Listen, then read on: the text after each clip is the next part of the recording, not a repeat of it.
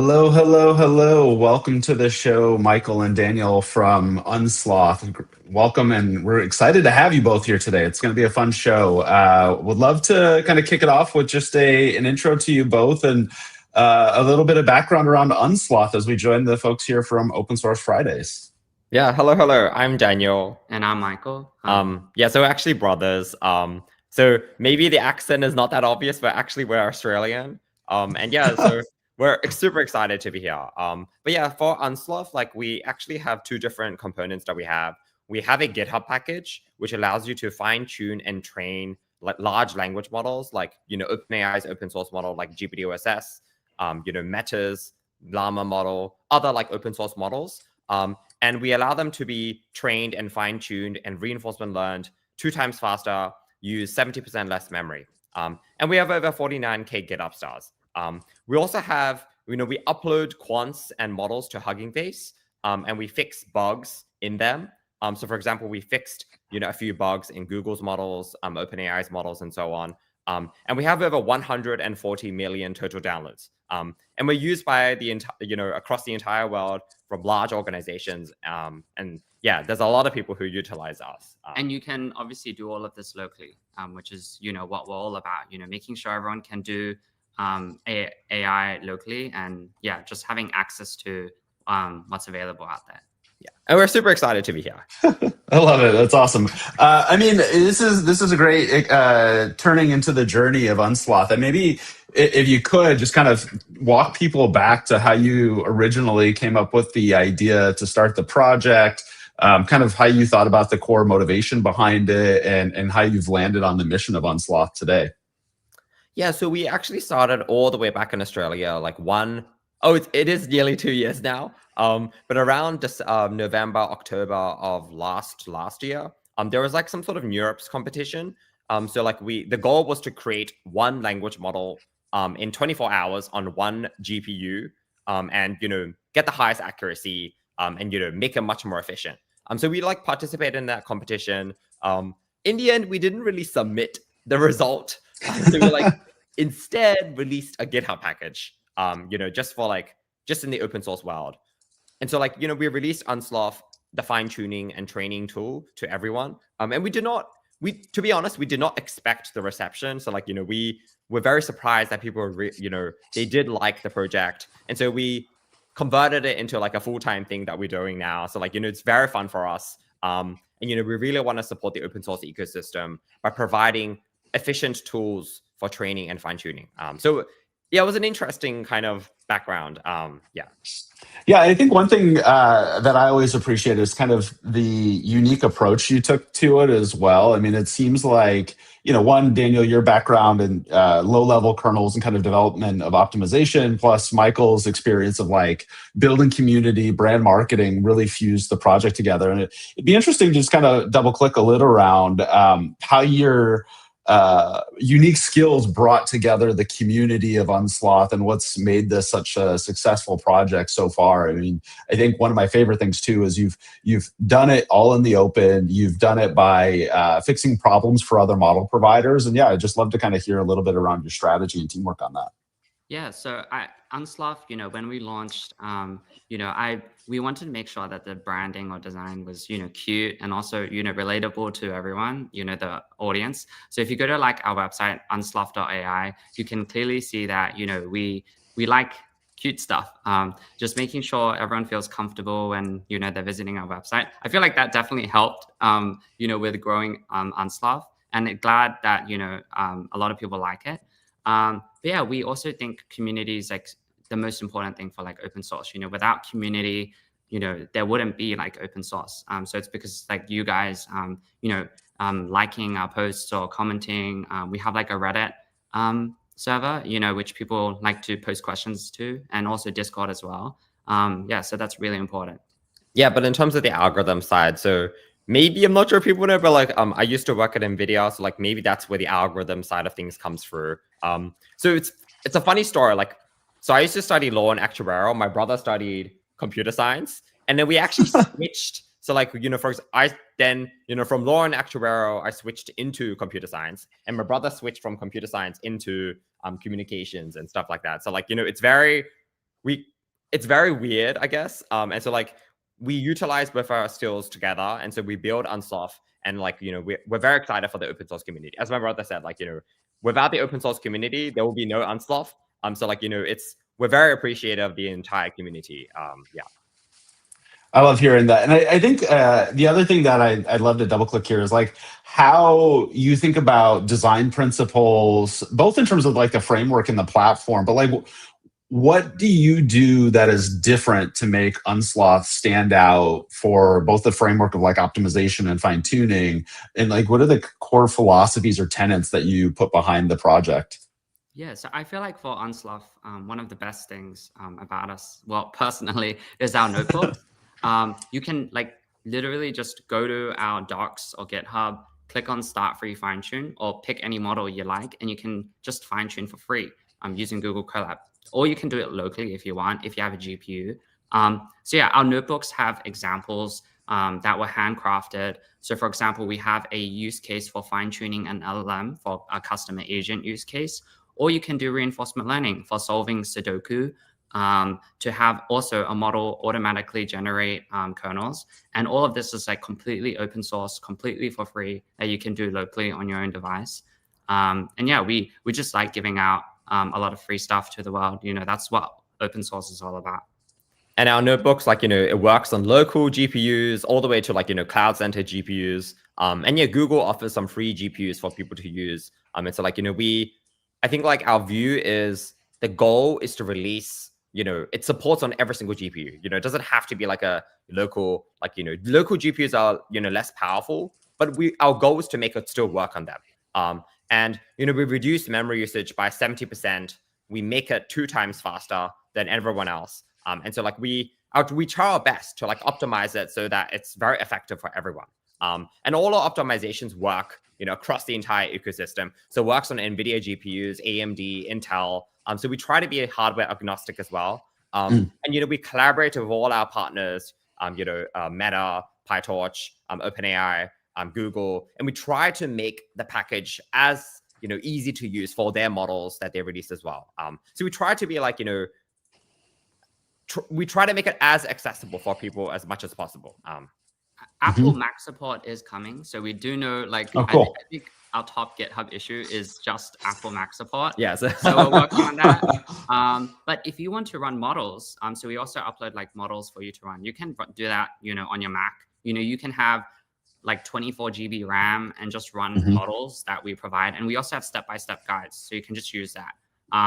Yeah, and if you have 128 GB RAM, that's even better. You can run even larger models, like basically any model you want, like OpenAI's GPTOSS, Llama, DeepSeek R1. Yeah, DeepSeek R1, Mistral's new models as well. So yeah, you can use that if you have a Mac. I love it. Maybe kind of diving in just a little bit, when you look at your package, so speed, efficiency, memory savings, what are some of the technical and like engineering challenges that you've encountered in trying to pursue this? And I think it's interesting because even when we first met, like you've been really specific on how you optimize these models. And I'm curious like how you think about that from a technical perspective. Yeah, great question. At the very beginning, when we started optimizing, it was mainly handwritten kernels. So like we have to optimize, we have to read, okay, how does the transformer architecture work? How do we write the forward and the backwards passes? And, we have to do, hand-derived derivatives and, backpropagation ourselves by hand. Yes, it was a bit complicated. How do we do the derivative of a matrix and stuff like that? So we had to like learn all of this from scratch. But then over time, we like thought, okay, this is very good. But there is a bottleneck, right? So like every single time a new model comes out, we'll have to like, manually write kernels. So it kind of works. And then we shifted focus into, so we have something called an automatic compiler. So what we do is we have some components that we write ourselves. And then some of it, like we, leverage some special techniques to automatically write kernels and automatically make everything faster. So now, for example, in Unsloth, it can be a language model, but also vision language models, like text to speech, speech to text, image models. All of these are all faster and, use less memory. And so like we don't like write custom kernels for every single one, but all of them are much heavily optimized using our automatic kernel methodology. And as usual, with all of our optimizations, there is no accuracy degradation. So you're getting the same, accuracy. There is no change in accuracy. And also, for example, for our text-to-speech notebook, you can clone a voice more accurately than just normal voice cloning if you have a data set of voice. We also provide notebook examples for all of these models. So we have, I think, 10 examples for text-to-speech, which you can do for free on Colab. We also have like 20 examples for vision models. And obviously, for reinforcement learning and normal LLMs, we have, I think, over 100 for them. So feel free to check it out on like our docs or GitHub or wherever. I love it. Maybe kind of even going deeper on these automatic kernel creations, like how have you thought through generalizing building kernels as models keep shipping faster and changing? Like obviously that's a reason to do this, but how have you thought about like what the right generalization framework is to make that work? Yeah, that's a great question. So generally speaking, like whenever a new model comes out, like OpenAI's GPTOSS or like Mistral's new Mistral or Mistral large models, generally the architecture stays, there's like 50% is like similar. And so the trick is we will utilize our old kernels that we've written for other architectures, and we'll just like, do like building blocks, like some parts can be optimized very heavily. And for the parts that we cannot optimize, we will then offload this to like our automatic compiler. It will generate like, reasonable performant code. It's not like perfect, but then over time, we will then go back and write, this model is very, very popular. We will rewrite parts of the, model to make it even more efficient. We also have the automatic compiler do memory reduction. So we, reduce memory usage by 70 to 90%, depending on the model. And so like all of these are all automated. And so, we try our best to support any single model. Yeah. That makes sense. And, the other thing that's kind of fascinating about it is you work with all of the major model providers to kind of bring these out. One of the things that's always impressed me, though, is how you do it rapidly. You literally always ship the model the next day, it seems like. And so I'm curious, like, how have you thought about balancing speed and quality and accuracy within your release processes? And like, how do you do the validation to make sure what you deliver is like a really high quality model that comes out? Yeah, so because we support running and training of models, we want to make sure that, every single model we provide is like of the best quality. So we actually work with, the model labs beforehand. We have early access to the models, and we ensure that during the conversion process, everything works perfectly. Sometimes there's chat template issues. Sometimes when you prompt the LLM, you can have gibberish or extra tokens for no reason. So we usually have to fix those issues, and we work with the model labs to fix those issues. What we do is like compare implementations between like PyTorch and Hugging Face, and then Llama CPP to see if there's so Llama CPP is like a great library which anyone can run LLMs on locally. So we compare the implementations between them all, and we try to see like exactly what is causing the problem and what are the differences. Yeah, sometimes it might take a bit more time for some models, like, very different architecture. And then we have to like have, we can't go to sleep for like a few nights. So yes, that does happen. But like, most models, they have like, similar architectures. That's much better for us. But like once it's a very new architecture, then like, we have to investigate, what is this new architecture?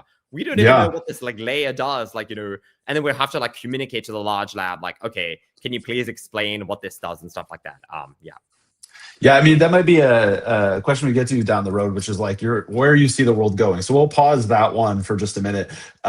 Maybe shifting just a little bit. I mean, it'd be interesting to hear a little bit of the use cases or success stories you've seen with customers and users of the package. Anything that's been like surprising or just like unique from the implementations that you've seen coming out of Unsloth. Yeah, so we actually have a lot of use cases across like the entire industry. So like, people who use us include like, NASA, Mayo Clinic, LinkedIn, Spotify, Walmart. There's actually a lot of people who use us. And I think like there's actually two different buckets. There is a reinforcement learning bucket, So we also make reinforcement learning much more faster and much more efficient. And then the other one is like general fine tuning, continued pre-training and stuff like that. So like, for example, good examples, for example, NASA, they wanted to make some sort of like, when you go into NASA, many people are trying to retire. And so the goal is, how do we, get the knowledge of these people into like, some sort of bot. And so like you can essentially you can essentially get NASA and like make it like, centuries wise, like, you don't need to like have people, losing knowledge in the industry. And so like somehow make some sort of bot to just take all the knowledge of everyone and put it into a bot, something like that. And then obviously you have more like enterprise use cases, such as like, customer service and search maybe as well, training a model for search or tool calling. So there's like lots and lots of use cases for training and reinforcement learning. And yeah, all of this comes, you can just do it in Unsloth for free. You can do it locally. We do know like a lot of people like to just use Unsloth to, train on their own code base. So it learns like, exactly how they code. And then they like to use that model, which is great. Some people also like to do, training on their own style of writing, which, that's quite a common use case as well. And classification.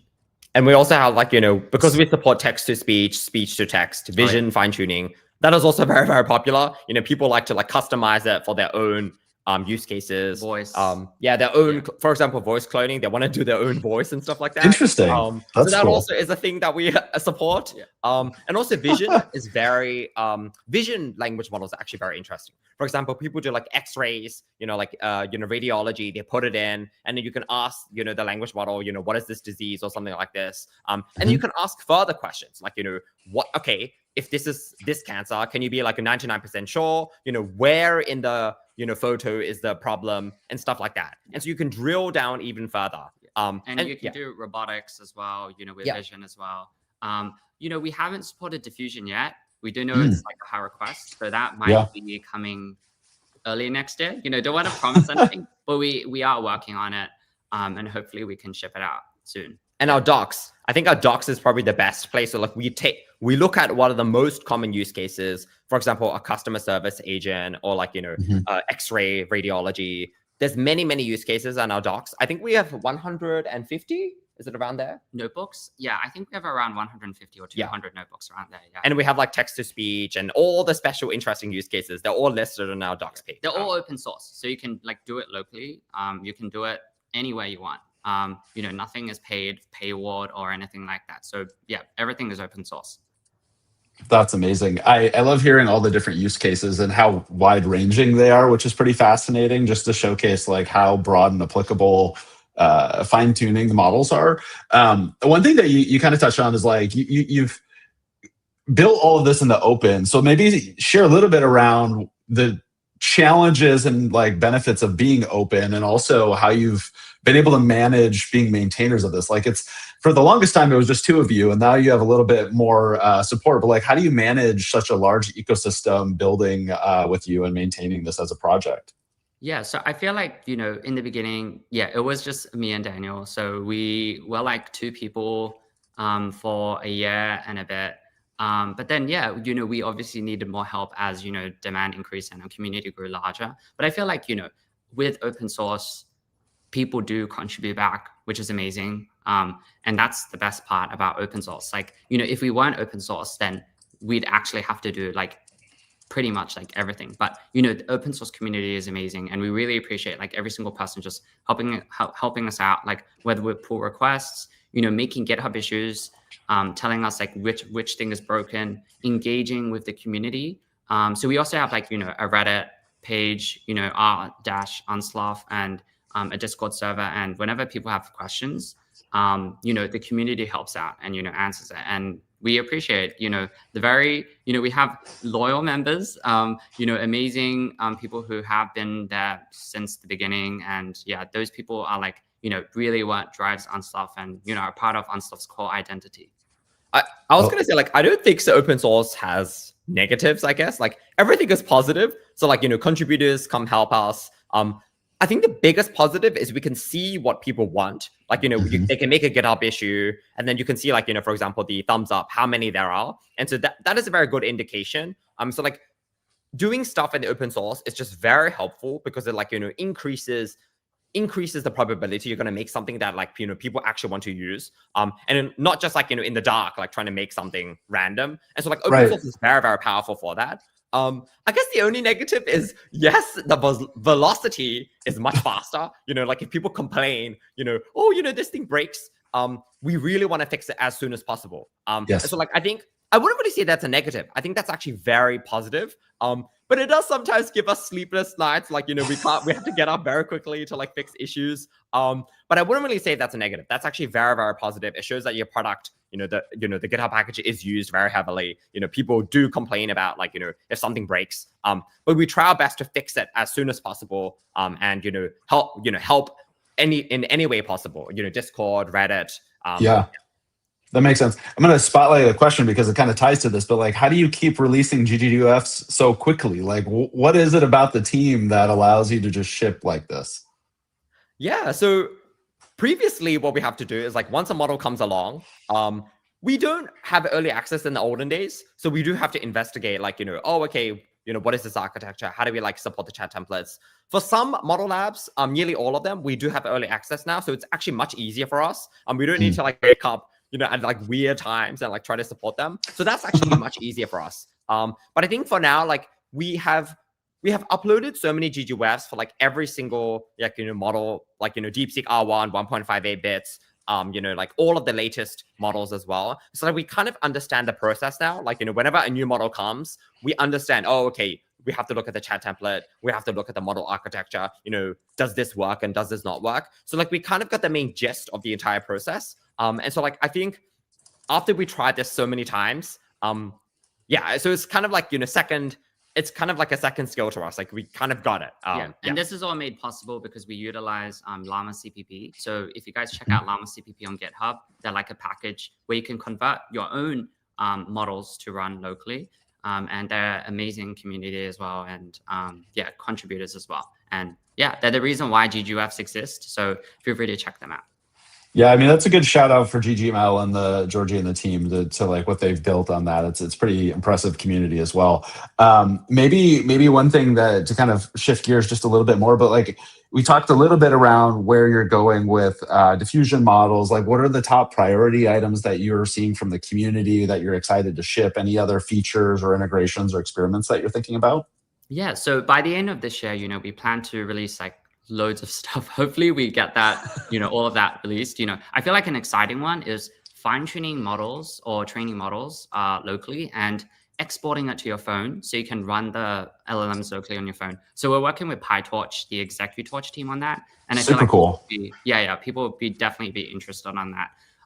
And we also have obviously more optimizations coming, like much faster training, and a lot of improvements to reinforcement learning. But I feel like a big milestone for us will be releasing like a UI. So currently, you know, we have notebooks. It's great, you know, but there is still code involved. I do know some of you guys want no code. So we're working on like a completely no code UI. You know, we have a beginner like section and also an advanced section. So no matter if you're like a beginner or an advanced like person training their own model, we have everything you need for the UI. And, you know, we hope to plan to release this in like January 2026. Yeah, and another big milestone for us is like releasing multi-GPU support. So for you guys who have, you know, multi-GPUs, so Unsloth already works on it. And we actually have a guide as well on multi-GPU support. But we do want to release a really great version. You know, it's going to be, you know, probably like the most efficient that you can get for multi-GPU. And it should work on multi-node as well. So we do know that that has been in very high demand as well. But in general, you know, we are definitely the most optimized framework for single GPUs. So if you have a single GPU, which I'm sure most of you guys have, yeah, feel free to check out Unsloth. You know, we don't do any quantization or accuracy changes. So everything is like optimized without, those caveats. I love it. Maybe this is a good time to jump into a demo if that works for you all, to start showcasing the actual packages and kind of the notebooks that you have. Yeah, definitely. That sounds like a great idea. Let's just share our screen. There we go. Can you guys see that? There we are. We're ready to go. Yeah, so this is like, our website, as you can see, where, we have like a fun, cute, branding going on. This is like our blog posts, like our latest blog posts. A little background about what we do, yeah, and stuff like that. So if you like, for example, click on this, you'll go to our docs. So this is like our docs. People, I feel like the docs is the main reason why people are like visiting our website.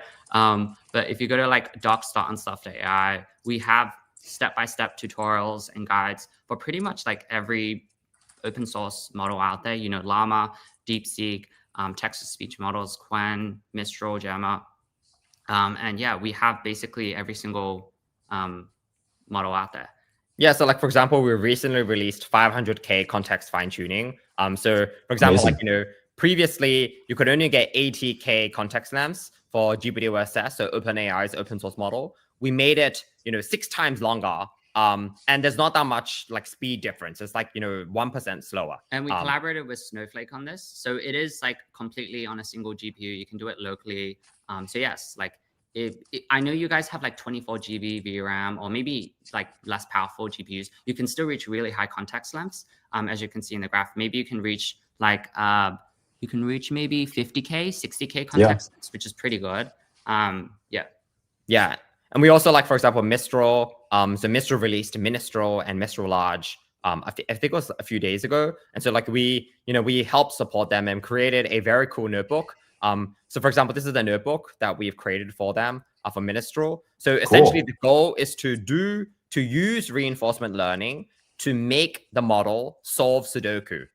So like, for example, if for you guys who don't know Sudoku, you have to like, the red numbers are, you have to fill them into this puzzle, and every single row, every single column, every single like box has to be 1 to 9.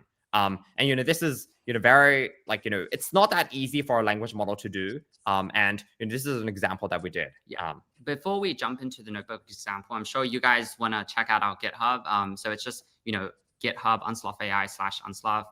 You can just type in Unsloth, and I'm pretty sure it'll pop up. But this is like a GitHub repo.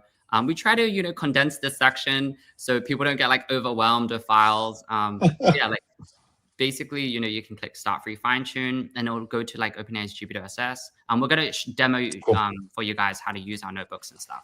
But otherwise, you can join our Discord server as well. Very active community. Yeah, great people there. And this is all our notebooks and installation guide. We do update this constantly, with news. There's a lot, but that's like the old news if you want to check that out. And we also have like a Reddit community. Yeah, feel free to check that out. And then obviously Twitter, if you guys want to check us out on there as well.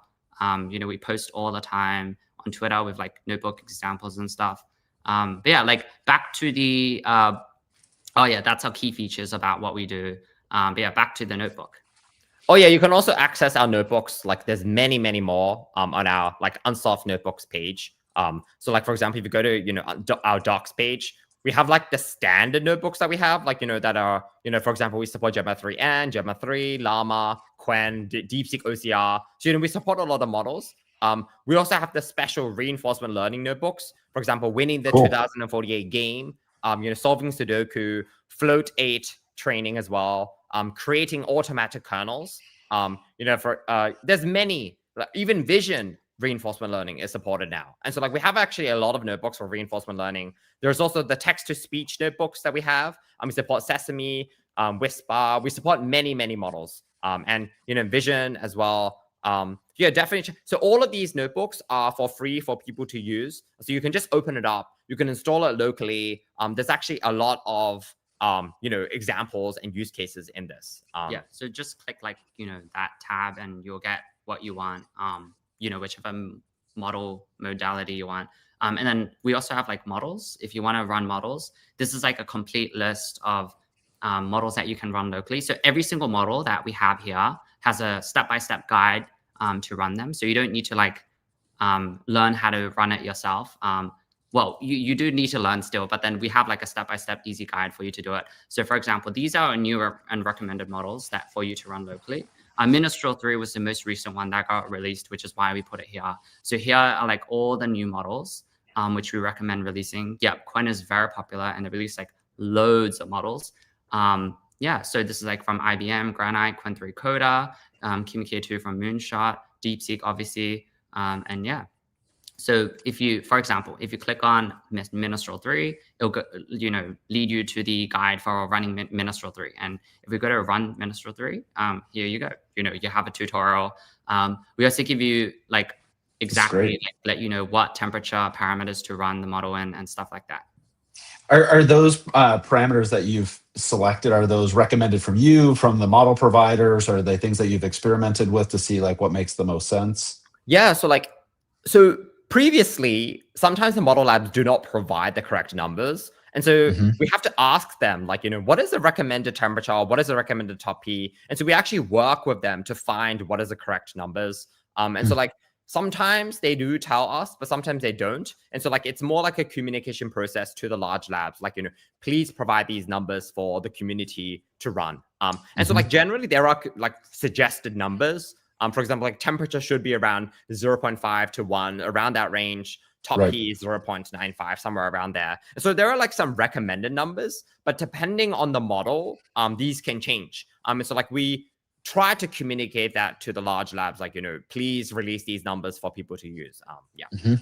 Yeah, I assume like they'll have at least a range of what makes the most sense given the latest release and things that they've tested. But I imagine you also, like, as you're onboarding them to Unsloth, you kind of run your own tests and kind of experimentation. So it's just kind of an interesting thing to think about. I do want to flag one question that someone asked that you kind of touched on a little bit, but the multi-GPU support and how folks can kind of get access to that through the notebooks today, and kind of what that will look like in the future.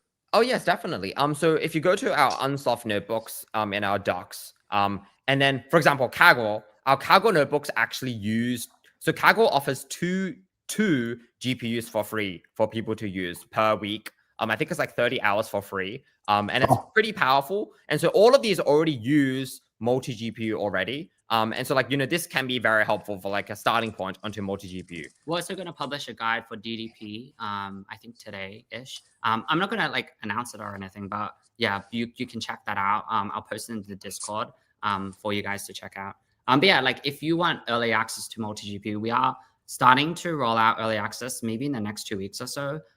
So feel free to like let us know if you want early access. We definitely like more testers. Yeah. It's great. Sorry to derail. Let's keep going.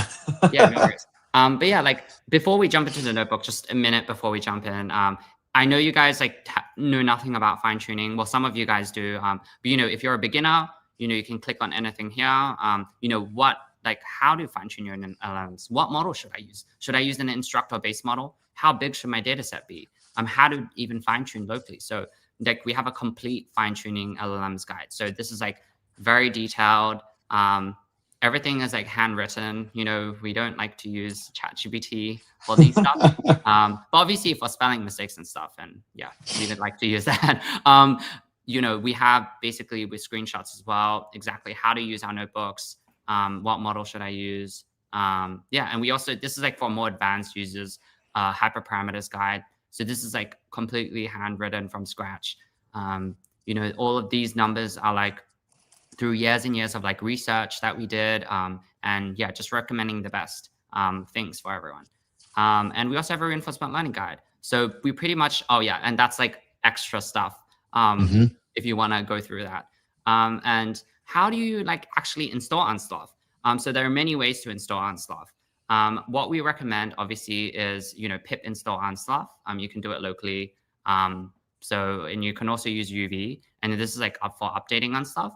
But you can also do it, on Docker, Windows, AMD, Google Colab. I'm sure most of you guys probably use Docker. It's very easy. Otherwise, you might encounter like dependency issues, but it shouldn't be a problem. But if you do, like we do have a complete Docker tutorial. We actually collaborated with Docker as well. So this is like our Docker image, if you want to use our Docker image. And yeah, so we have like a complete guide, with screenshots, exactly how to install Unsloth locally on your own device. And yeah, you will have access to all our notebooks as well. So if you go like here, once you install our Docker container, these are all our notebooks. There's like hundreds. And this is exactly how our notebook will look like. Yeah, like That's back to awesome. the actual notebook demoing. Yeah, If so you like- guys have any questions, by the way, feel free to ask. Yeah, so like for example, the Sudoku example, how do we make a language model essentially make automatic strategies to solve the Sudoku example? So like first we have to import Unsloth, and then you specify the model name. And so one misconception is like we only support the models that are uploaded by us. That's actually not correct. So essentially, the trick is you can put any model name here. Right, it can be some model that's like not uploaded by us, maybe some NVIDIA model or some Mistral model or, OpenAI. We do not upload these models. And so you can actually replace this string with any single Hugging Face model that you like. And so like all the models are actually in our Hugging Face page. So definitely check that out. Yeah, so like our Hugging Face page has all the models that are there. Yeah, so like this is like our Hugging Face page. We basically have, models like, for example, the latest Minister models. If you want to go through our whole catalog, this is like a good, quick way to get through our most popular models to run. So for example, if you want to run the latest Mistral models, we put, read our guide for, running the model and fine tuning the model as well, with our notebooks and stuff. Let's go to a more common-ish example, which more people use. Maybe Qwen 330 billion. I think you guys will like that one. So if you like, for example, click read our guide, you'll go to our guide for running Qwen 3205 locally. So yeah, pretty much everything is, done for, everything is handcrafted. And so, yeah, you can run it in Llama, Llama CPP, or whatnot. But yeah, back to the notebook example. Yeah, and so like, once you load up the model, you can specify a maximum sequence length. So like, how long do you want your model to learn for? So like, if you want longer sequence lengths, you can do that, but it will use a bit more memory. And then, yeah, so like, we import Unsloth. This is all in a free Colab GPU. So this is actually, anyone can run this training and fine tuning run. So this is all for free in Colab. And, we'll add some extra weights into the model to learn it. We actually used, we called GPT-5 to create the Sudoku game. So, we do utilize language models to help us create, for example, the implementation for Sudoku. And then, we tell it to like, render it in the web browser. And so like, for example, this is the Sudoku that's rendered via, via ChatGPT. And so like, it looks pretty cool. And so the goal is, what numbers do we fill in these gaps to solve the Sudoku example? Yeah. Obviously, these examples are heavily edited, so we use GPT to help us with it. But yeah, all of these are very heavily edited. Yeah, and so like for example, let's place some sort of number here, so like the 7, and then it will say like whether the state, whether the game has solved or not solved. And so the goal is, how do we create a strategy to solve the Sudoku puzzle? And so like for example, we have some code to execute the strategy. We try to like mitigate something called reward hacking. And so like sometimes the model will just learn to cheat. And so we have many examples to try to like limit that possibility. We also have like an execution with time limit. So like, if the strategy runs for too long, we will then just terminate it. Otherwise, we'll just go in a loop and never terminate. And yeah, you can also set the difficulty of the Sudoku game. Like, if you want to make it much harder, then you can change those numbers. And we have like, lots of code to do the setup process. This is probably the most important part. In reinforcement learning, you only need one question or one prompt to tell the language model what you want to do. So for example, we tell the language model, create a Sudoku solving strategy using only native Python. And so this is the only thing you need to put into the language model for it to like understand, what to do for reinforcement learning. And yeah, like, once you apply this, we then develop reward functions. And so reward functions is, like after you tell the model to generate a strategy to solve Sudoku, is this strategy actually good or is it bad? And the trick of reinforcement learning is you want to make the good strategies much more probable and make the bad ones less probable. And so like you just essentially reinforcement learning is more good and less bad. And so like these reward functions essentially reward good ones and penalize bad strategies. So we have like lots of reward functions for you to do this. These are all custom made. So, I think we're one of the few, actually, I think we're the only one. Yeah, I think we're one of the only open source projects to actually open source reward functions. And like large labs, they have like a lot of reward functions. But I think I think we are the only one actually. Yeah, Yes. Well, that's pretty cool. Yeah, useful. So these are like, utilized very heavily. We know like, lots of large labs also like to utilize these reward functions as well. So like, definitely check these reward functions out. These are very, very powerful. And yeah, like during the training process, we have like the training run. You have the reward column. So this took around 2 hours for reinforcement learning. Okay, that's pretty fast actually. GPU. It's actually not that long. Yeah. As if you look at the reward column, your goal is to make this column increase in number as much as possible. A reminder, you can do all of this locally on your 50, 90, 40, 90, 30, 60, AMD GPU, Intel, old GPUs. Yeah, I think every GPU 2018 and older will work. Yeah, so like for example, this reward just shoots up to 11. So it used to be like not very good. And then yeah, we have like, there's 200 steps, and actually it prints out what the strategy actually does. So over many, many, many times, the model actually learns to fill out the numbers of the Sudoku puzzle. And over time, these unfilled areas will decrease over time. And yeah, so like that's kind of the Sudoku example. And yeah, like when you finish exporting, you can then export it and do inference. So we also make inference 2 times faster as well. So you can use Unsloth to run the model. You can save it to VLLM. You can save it to Llama CPP and ggWefs as well at the very end. We have step-by-step guides for pretty much all of these, all of these sections. So for example, after fine-tuning, how do you exactly deploy it? We have guides for that. So if you go to inference and deployment, Llama CPP, saving to ggWef, we have code snippets for it. Okay, this is not really a guide, but we have better guides for, like, for example, VLM. We have Ollama, and other. Ollama, yeah, saving to Ollama. We show you exactly how to save to Ollama. We are going to do a revamp of this section though. It is, it could be better, so we're working on that. Yeah, but like for notebook examples, we showed you a Sudoku example. Making an LLM automatically solve Sudoku, but that's not the only use case. We actually have many, many use cases. So for example, our customer agent support bot is pretty popular. So you basically train the model to learn from the data that you provided, and you can have a personalized custom chatbot for it. You can use Google Sheets as training data, and yeah, you can create a customer chatbot that proactively helps and solve issues. So people like using that one. We have another RL notebook for automatic kernel creation, which is this one's also quite popular. So your goal is to automatically make faster matrix multiplications kernels. Yeah, so like all of these examples are custom made. They are not like from anywhere. And yeah, you can train BERT, tool calling, and anything like that. Yeah. For the custom notebooks that you're building right now, like how do you come up with the examples that you want to build? Like, is this community driven, or are you just thinking through like which ones make the most sense? Yeah, so because we are open source, the trick is like, for example, people will tell us like, we want this specific example. We want, for example, a tool calling notebook. So like people will ask us like, please support these types of examples. And so that is the helpful part of open source. Once you're like, tell people, oh, Unsloth is open source, please tell us what you want. That's very, very powerful for us. And we also like, try to make our own examples that, we like ourselves. And so like that also helps a little bit.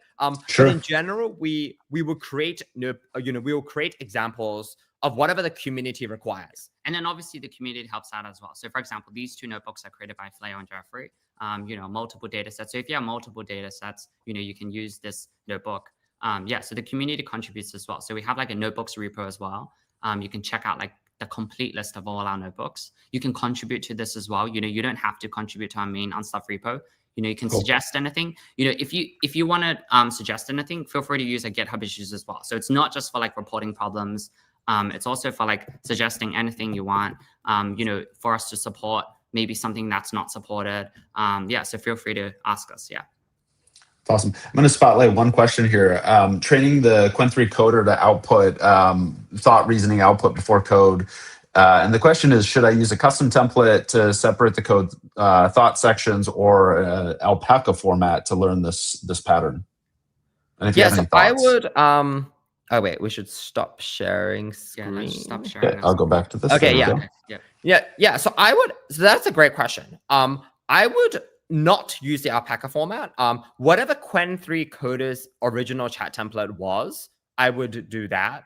So I would not actually, you could separate the thought and the code section, but I would try to like make it as similar to the official chat template as possible.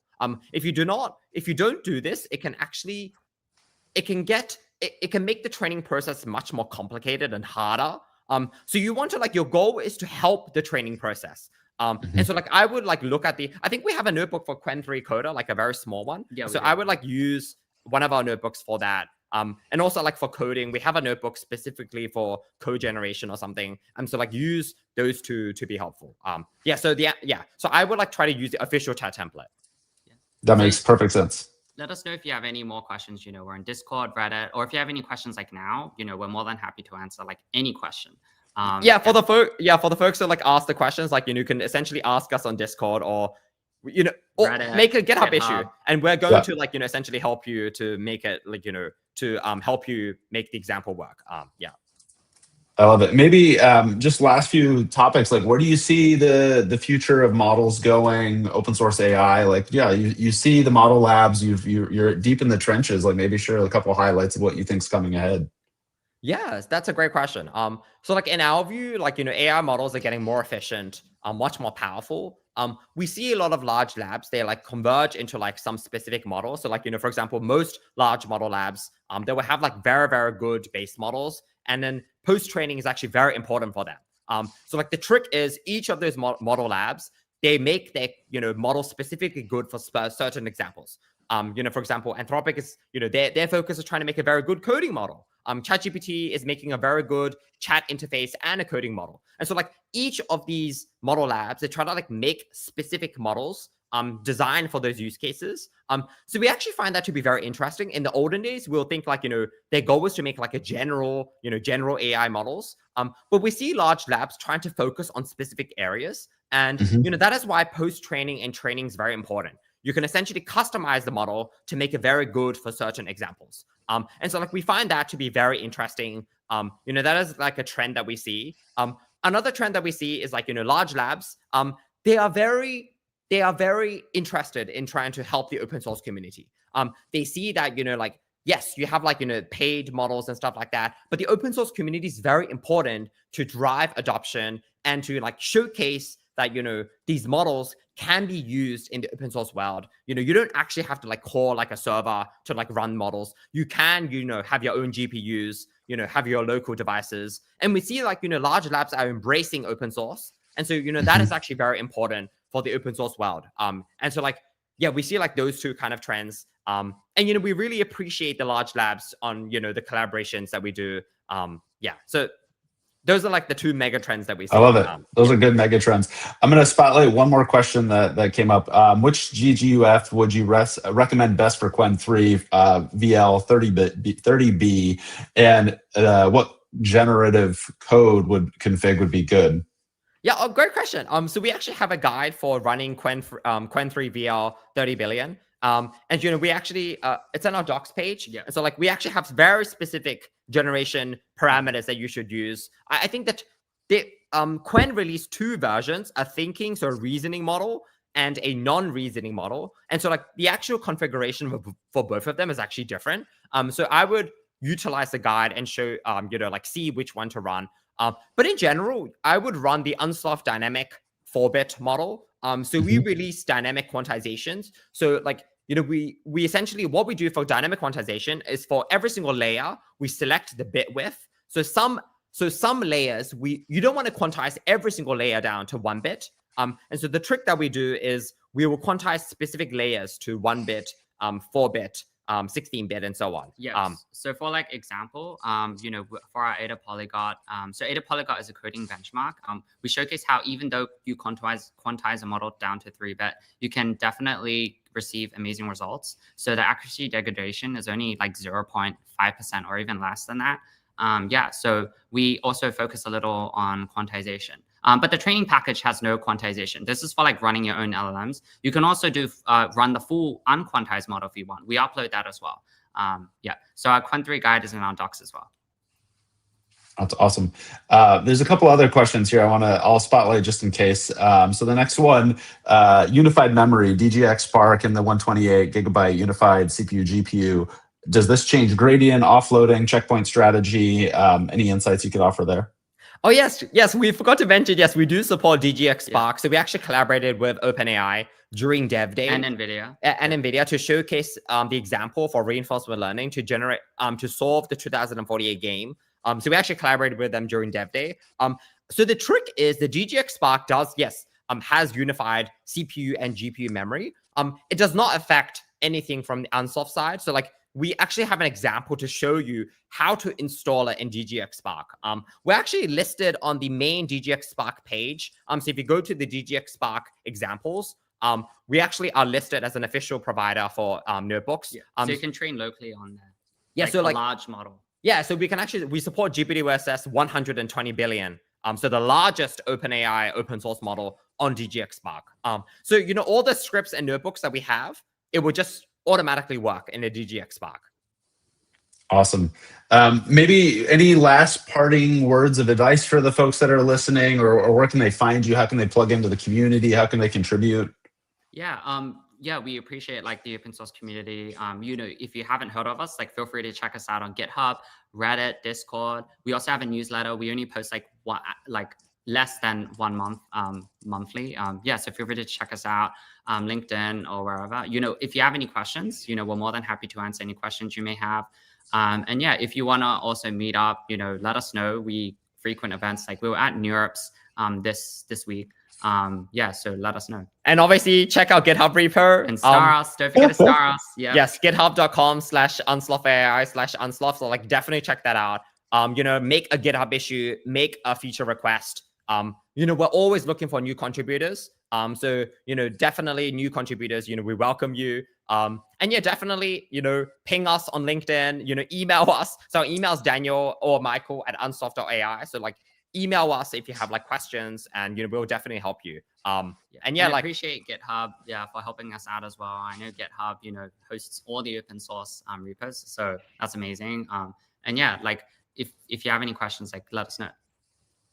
Awesome. Well, thank you both for joining us today. It's super exciting to have you here and celebrate a little bit more of the success. And also, if I recall, I just saw over 100 million downloads. Where are you guys at right now in terms of models? 150. I think we have 150 million. Yeah, around 150 million total downloads now. Yeah, we support all the model labs.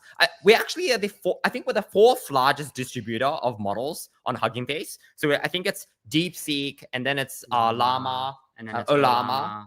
So DeepSeek, Meta, Ollama, and then it's actually us. And so we actually are, yes, we just kind of grew out, like, you know, in terms of uploading models. I think we were like, yeah, we didn't really have any downloads in the olden days, but like, yes, we do. I think we did surpass 150 million total downloads. And it's thanks to you guys, of course, for downloading the models. I don't know how many times, but yes, hey. thanks to the open source community. So we know some people like to download the models like 30 times one time. Okay, very interesting. So like it is, that's funny. We do have a very avid community base, and, you know, we really appreciate the entire open source community. So, you know, thank you so much to the open source world for helping us as well.